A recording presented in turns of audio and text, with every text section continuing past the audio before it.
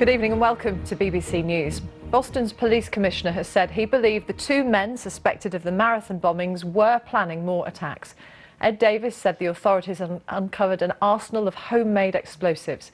But there are now concerns that the surviving suspect may be too badly injured ever to be questioned. My colleague Clive Myrie has been in the city throughout the day and has the latest. Been involved in the treatment of 33-year-old transit police officer Richard Donoghue, who was shot in the right thigh in that shootout between the two Tsarnaev brothers on Thursday night, Friday morning. We heard the extent of his injuries there, that he suffered major blood loss and was critically injured at the time. We've heard some of the details there of the treatment that he's been receiving, that he's now sedated and still in intensive care, but he has been able to communicate with doctors. We also heard before that from Officer Donoghue's brother, who thanked the emergency services and the medics who've been looking after his brother. So let's return to the events of the day in Boston and listen to this report from Ian Pannell.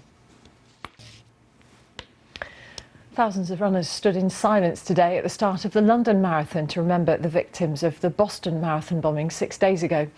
The commemoration came just before the starting gun was fired, with many of the runners wearing black armbands in tribute. Security was tight along the route of the race, but a record 700,000 people were there to cheer the runners on.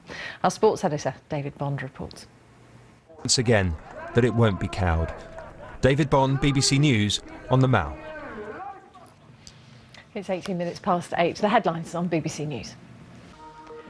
Time for the sports news now for a full roundup from the BBC Sports Centre. Here's Damien Johnson with news. There's some rather funny antics going on in certain places, Damien.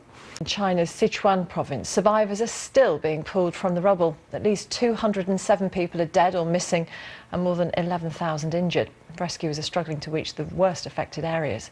But the authorities do not now expect a significant increase. John Sudworth, BBC News, Yarn. Syrian opposition sources say a government offensive on a town near Damascus has left dozens of people dead. We have dismay amongst many opposition figures that yesterday this Friends of Syria meeting promised plenty of aid but non-lethal aid. The Duchess of Cambridge has honoured the achievements of hundreds of scouts at Windsor Castle. 400 children and young people from across the UK and the Commonwealth attended the prestigious annual celebration. Our royal correspondent Nicholas Whittle was there. Time for a look at the weather forecast now. Weakened